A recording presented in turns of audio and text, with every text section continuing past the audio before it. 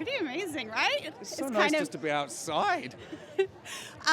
No, it's really, I haven't been into a movie theater since oh God, I don't even know when.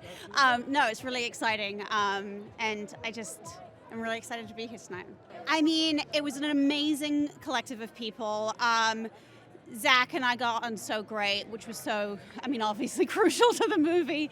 And Hayden, who plays our son, is very, very, very special and dear to me. And our families have become really good friends, and our kids play together. Adopted. Yeah, we've sort of adopted each other. So I'm very much looking forward to giving my little guy a big cuddle. You think you know all these hardships that they've overcome. That's just the first layer of the onion. And it just kind of makes it even more amazing what wonderful humans they are now, and generous and kind and loving and giving and all these things,